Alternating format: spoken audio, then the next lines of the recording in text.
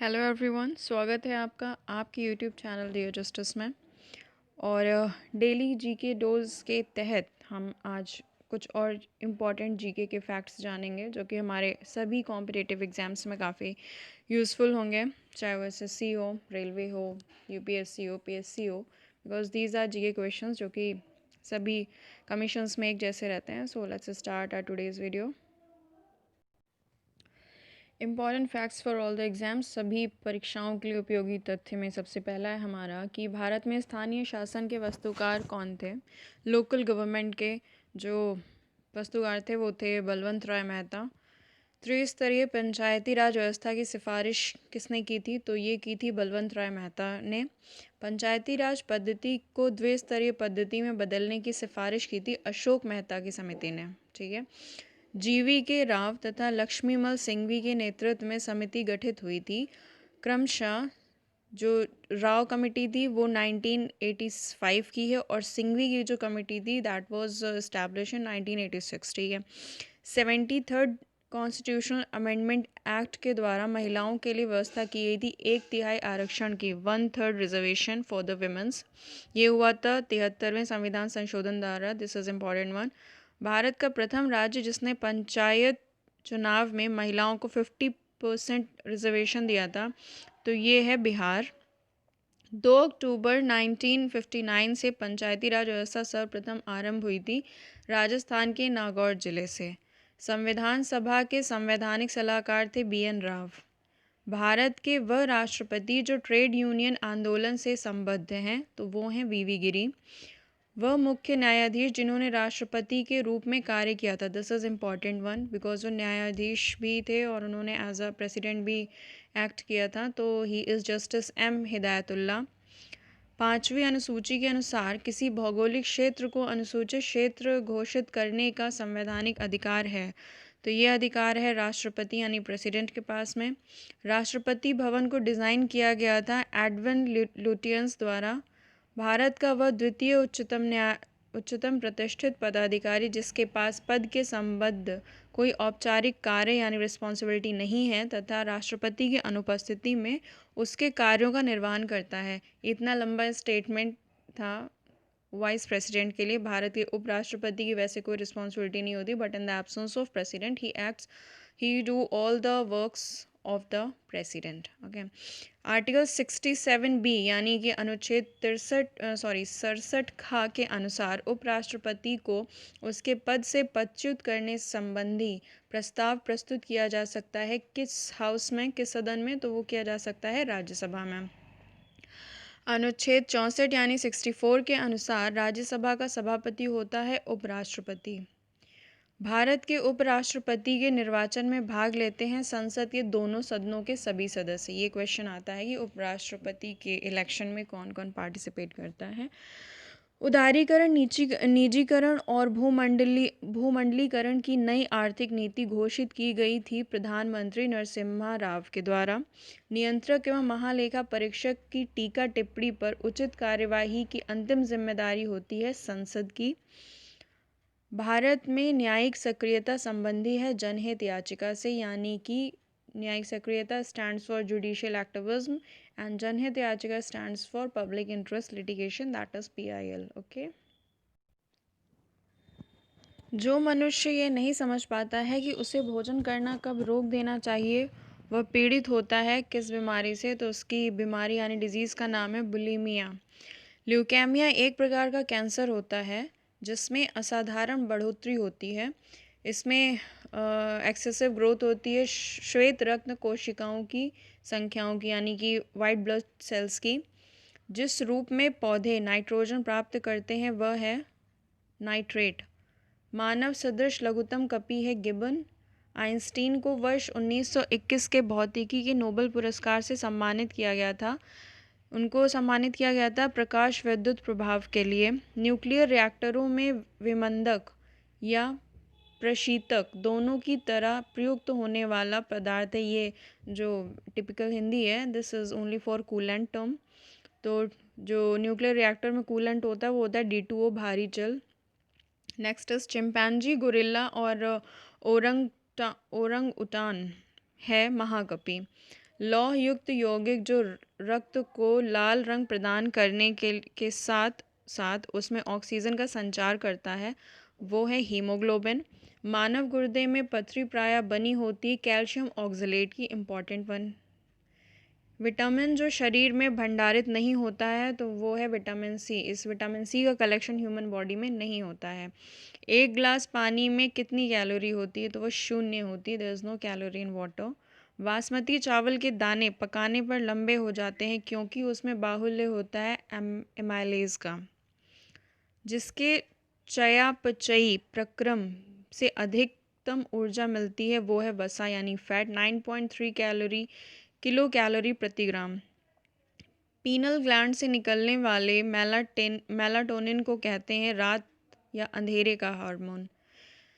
Germanium तथा silicon है अर्धचालक पदार्थ यानी सेमीकंडक्टर। डेंगू बुखार में मानव शरीर में कमी हो जाती है प्लेटलेट्स की। मलेरिया प्लाज्मोडियम नामक प्रोटोजोअन जीव के कारण होता है एवं इसकी वाहक मादा एनोफिलीज यानी फीमेल एनोफिलीज मच्छर होती है। मलेरिया से प्रभावित होने वाला प्रमुख अंग है प्लीहा यानी तिल्ली। यक्ष्मा तपेदिक या क्षय रोग यानी ट्यूबरक्लोसिस संक्रामक रोग है जिसका कारक है माइकोबैक्टीरियम ट्यूबरक्लोसिस जीवाणु। ज्वर, लगातार खांसी, खून के साथ बलगम आना, सांस फूलना इत्यादि लक्षण है तपेदिक के। वर्णांधता यानी कलर ब्लाइंडनेस को लाल हरा अंधापन या डॉल्टनिज्म भी कहते हैं। यह है एक एक्स लिंक संलग्न वंशागति रोग यानी कि एक्स इसका कैरियर होता है और यह जेनेटिक डिजीज़ होता है। वर्णांधता में वाहक होती हैं स्त्रियां, फीमेल्स इसकी कैरियर होती हैं। पास की वस्तुओं को साफ दिखती हैं किंतु दूर की वस्तुएं धुंधली नज़र आती हैं, इसे निकट दृष्टि दोष या मायोपिया कहेंगे। सो ये थे कुछ इम्पॉर्टेंट बायोलॉजिकल फैक्ट्स। अब देखते हैं हिस्ट्री रिलेटेड कुछ इम्पॉर्टेंट फैक्ट्स। ये इम्पॉर्टेंट है, इसमें से 1-2 नंबर के क्वेश्चंस तो बन ही जाते हैं। प्रमुख यात्री और उनसे रिलेटेड कुछ फैक्ट्स। तो जो ह्वेनसांग हैं ये चीनी यात्री हैं, इनके जो उपनाम है वो इनको यात्रियों का राजकुमार कहा जाता है, वर्तमान शाक्य मुनि भी कहा जाता है। इनसे रिलेटेड फैक्ट है कि ये सीयूकी नामक यात्रा का विवरण दिया था और हर्षवर्धन के शासनकाल में भारत भ्रमण पे आए थे। मैगस्थनीज बिलोंग्स टू यूनान। इंडिका पुस्तक चंद्रगुप्त मौर्य के राज दरबार में आए थे। फाहियान भी चीनी यात्री हैं, चंद्रगुप्त सेकंड के दरबार में आए थे। निकोलो कॉन्टी इटली के हैं, विजयनगर शासक देवराय फर्स्ट के राज्य में आए थे। डायमैकस इज़ फ्रॉम सीरिया और ये बिंदुसार के राज्य में आए थे। Domingo Paes he is from Portugal, Vijayanagar के शासक कृष्णदेव राय के दरबार में आए थे। विलियम हॉकिंस इंग्लैंड के हैं एंड थॉमस रो ये जहांगीर के शासनकाल में आए थे। हाउ कैन वी फॉरगेट दम, इन्होंने तो कन्विंस किया था ईस्ट इंडिया कंपनी को इंडिया में इस्टेब्लिश करने के लिए। नाउ कम सम ज्योग्राफिकल फैक्ट्स। ये इम्पॉर्टेंट है बिकॉज हर एग्ज़ाम में 1 से 2 नंबर का क्वेश्चन बनता है कि हमारे जो या किसी बाहर की कंट्री के से हमारे कितने राज्यों की सीमाएं टच कर रही हैं। तो ये वो है कि देश और सीमावर्ती राज्य। पाकिस्तान से हमारी जिन इंडियन स्टेट्स की बाउंड्री लाइन टच करती हैं वो हैं जम्मू कश्मीर, पंजाब, राजस्थान और गुजरात। चीन से जम्मू कश्मीर, हिमाचल प्रदेश, उत्तराखंड, सिक्किम एंड अरुणाचल प्रदेश। बांग्लादेश से मिज़ोरम, त्रिपुरा, असम, मेघालय व पश्चिम बंगाल।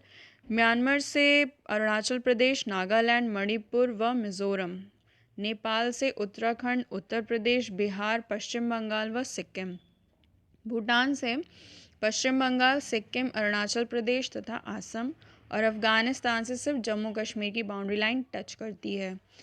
अब बात करते हैं प्रमुख पॉल्यूटेंट और उनसे होने वाले डिजीज़। तो जो पारा है यानी मरकरी, उससे मीना माटा नाम का डिजीज़ होता है। और जो फ्लोराइड है उससे नॉक्नी संलक्षण होता है। सीसा ये समय काफ़ी चर्चा में आ गया था when it came to know कि मैगी में लेड पाया जा रहा है। तो शीशे से होने वाला जो इन्फेक्शन है वो सेंट्रल नर्वस सिस्टम को इफ़ेक्ट करता है और मस्तिष्क को नुकसान पहुंचाता है। सेंट्रल नर्वस सिस्टम मीन्स केंद्रीय तंत्रिका तंत्र एवं मस्तिष्क को नुकसान पहुंचाता है। नाइट्रेट ब्लू बेबी सिंड्रोम को जन्म देता है और एस्बेस्टस फेफड़ों के कैंसर को। अब हम आते हैं और परीक्षा उपयोगी मिसलेनियस फैक्ट्स पे। विश्व का विशालतम व सर्वाधिक स्थायी परितंत्र है यानी स्टेबल इकोसिस्टम है समुद्र का। पृथ्वी सम्मेलन +5 आयोजित हुआ था 1997 में मध्य न्यूयॉर्क में। धारणी विकास यानी सस्टेनेबल डेवलपमेंट के लिए एक वैश्विक कार्य योजना थी एजेंडा 21। 17 धारणी विकास लक्ष्य प्राप्त किए जाने का जो टारगेट रखा गया था वो ईयर 2030 तक रखा गया था। फिर आता है कृत्रिम परिस्थिति तंत्र। तो कृत्रिम परिस्थिति तंत्र जो है वो धान के खेत को बोलते हैं। This is important one. पारिस्थितिकी तंत्र में ऊर्जा का प्रवाह एक दिशी यूनी डायरेक्शनल होता है तथा यह होता है एक खुला तंत्र यानी ओपन सिस्टम। गहन पारिस्थितिकी यानी डीप इकोलॉजी शब्द का प्रयोग किया था आर्ने नाइस ने। एक मनुष्य के जीवन को पूर्ण रूप से धारणीय करने के लिए आवश्यक न्यूनतम भूमि की पारिस्थितिकी पदछाप यानी इकोलॉजिकल फुटप्रिंट कहते हैं। इसके माप की इकाई होती है भूमंडलीय हेक्टेयर यानी ग्लोबल हेक्टेयर्स। पारिस्थितिकी निशे आला की संकल्पना को प्रतिपादित किया था जोसेफ ग्रीनेल ने। जैव विविधता ह्रास का प्रमुख कारण है प्राकृतिक आवासीय विनाश। जैव विविधता के संदर्भ में भारत के हॉटस्पॉट क्षेत्र हैं पश्चिमी घाट, पूर्वी हिमाचल श्रृंखला, म्यांमार भारत की सीमा एंड सूडालैंड। नेक्स्ट सर्वाधिक जैव विविधता पाई जाती है उष्ण कटिबंधीय वर्षा वनों में। This was important one. सागरीय जल के सामान्य तापमान में वृद्धि तथा अम्लता में वृद्धि के अलावा वह अन्य कारण जिसके फलस्वरूप प्रवाल विरंजन यानी कोरल ब्लीचिंग होती है वो है वैश्विक ऊष्मन ग्लोबल वार्मिंग। संयुक्त राष्ट्र संघ ने 2011-20 का दशक निर्दिष्ट किया है जैव विविधता दशक के लिए। सर्वप्रथम बायोडाइवर्सिटी शब्द का प्रयोग किया गया था वॉल्टर जी रोसन ने। पशुओं के लिए दर्द निवारक दवा डिक्लोफेनाक सोडियम का उपयोग समष्टि में ह्रास के लिए उत्तरदायी है। तो ये समष्टि का ह्रास करता है गिद्धों में यानी वल्चर्स। संयुक्त राष्ट्र जलवायु परिवर्तन का 21वां सम्मेलन संपन्न हुआ था पेरिस में। ग्रीन हाउस प्रभाव में योगदान देने वाली प्रमुख गैसें हैं जलवाष्प, कार्बन डाइऑक्साइड, मीथेन और ओजोन। अब देखें हम हिस्टोरिकल रिलेटेड कुछ इम्पॉर्टेंट घटनाएं और उनसे रिलेटेड फैक्ट। तो कर्नाटक का जो प्रथम युद्ध था ये युद्ध इम्पॉर्टेंट है। जो कर्नाटक का पहला युद्ध था वो था एक्सला चैपल की संधि से अंत और द्वितीय कर्नाटक युद्ध से कर्नाटक युद्ध जो है वो अनिर्णायक था। उसमें कुछ भी डिक्लेयर नहीं मतलब कुछ भी रिजल्ट नहीं निकला था। जो तीसरा कर्नाटक युद्ध था उसमें पेरिस की संधि से अंत हो गया था। पेरिस की संधि से इस युद्ध का अंत हो गया था। प्रथम मैसूर युद्ध जो था उसमें ब्रिटिशर्स की हार हुई थी। कांग्रेस रेडियो का प्रसारण उषा मेहता भारत छोड़ो आंदोलन के दौरान शुरू हुआ था। महात्मा गांधी का जीवनीकार is Louis Pasteur. Rowlatt Act 1919 Lord Chelmsford के कार्यकाल में हुआ था। Hunter Commission this important one Jallianwala Bagh हत्याकांड की जांच के लिए गठित हुआ था। क्रिप्स मिशन मार्च 1942 में आए थे। साम्यवाद का उच्चतम पुजारी जवाहरलाल नेहरू को बोला जाता है। तानसेन का मकबरा इज़ इन ग्वालियर। दस्तार बंदान इज़ उलेमा। अष्टप्रधान मंत्री परिषद मराठा प्रशासन में थे शिवाजी के टाइम में। गुलामगिरी सार्वजनिक Satya Dharma Pustak this was written by Jyotiba Phule. Lokmanya Bal Gangadhar तिलक को बोलते हैं। एकता व्यवस्था भारत में इल्तुतमिश द्वारा स्टार्ट की गई थी। गुलाम वंश का प्रथम शासक संस्थापक कुतुबुद्दीन ऐबक हैं। सिक्कों पर देवी लक्ष्मी की आकृति मोहम्मद गौरी ने बनवाई थी। बुलंद दरवाज़ा जो कि फ़तेहपुर सीकरी में है उसका जो कंस्ट्रक्शन है वो अकबर ने करवाया था। अलाई दरवाज़ा जो कि दिल्ली में है उससे अलाउद्दीन खिलजी ने बनवाया था। मोती मस्जिद आगरा शाहजहाँ ने बनवाई थी। मोती मस्जिद इन दिल्ली औरंगजेब ने बनवाई थी। अकबरनामा अबुल फजल रचनाकार हैं इसके। तुज़ुके बाबरी बाबर की कृति है। एंड हुमायूं नामा गुलबदन बेगम ने लिखा था। लघु अकबर की संज्ञा लेनपुल द्वारा दारा शिकोह को दी गई थी। मज़्म उल बहरीन दारा शिकोह इसके रचनाकार हैं। Rajmata Vijaya Raje Scindia belongs to Gwalior. Again comes some geographical facts. चुंबकीय वेधशाला जो है that is in Port Blair. Red Basin चीन में है। सुदूर पर्व का चावल का कटोरा म्यांमार को बोलते हैं। बरमुडा त्रिकोण उत्तरी अटलांटिक महासागर के पश्चिमी भाग का एक क्षेत्र है। सांडी वन्यजीव अभयारण्य हरदोई में है। ओखला वन्यजीव अभयारण्य गौतम बुद्ध नगर में है। नौशस्य जलवायु क्षेत्र is in Uttar Pradesh. Biotechnology park Lucknow में है। पर्यावरण संरक्षण अधिनियम भारत में 1986 में आया था। कनिष्क के सारनाथ बौद्ध प्रतिमा अभिलेख की तिथि 81 ईस्वी है। राष्ट्रीय जलमार्ग संख्या 1 इलाहाबाद से हल्दिया तक जाती है। भारत के समुद्र के किनारे पर स्थित जो राज्य हैं वो 9 हैं। रोजगार विहीन वृद्धि दशक 1991 से 2000 तक है। This is not so much important. Uttar Pradesh कृषि अनुसंधान परिषद लखनऊ में है।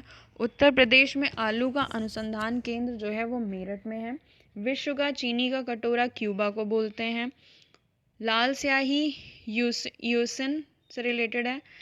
मूल्य संवर्धी कर यानी वैट 1 अप्रैल 2005 में आया था।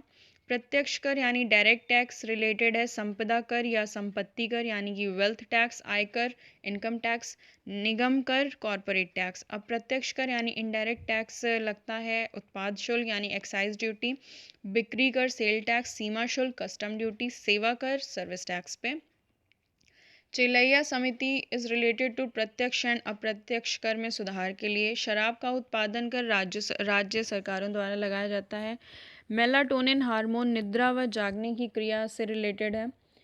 ये कुछ something it's not visible clearly. Capital gain tax जो है वो संपत्ति विक्रय से रिलेटेड है। सेंट्रल एक्साइज ड्यूटी फैक्ट्री निर्मित वस्तुओं पे लगता है और कस्टम ड्यूटी इंपोर्ट पे लगती है। कॉरपोरेट टैक्स इनकम पे लगता है कंपनी की।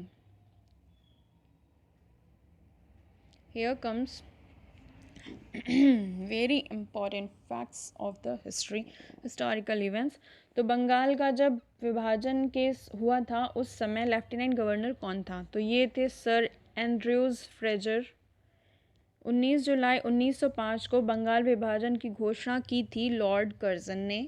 बंगाल विभाजन प्रभावी हुआ था 16 अक्टूबर 1905 से। ब्रिटिश सम्राट जॉर्ज पंचम ने दिल्ली दरबार में बंगाल विभाजन रद्द कर दिया था।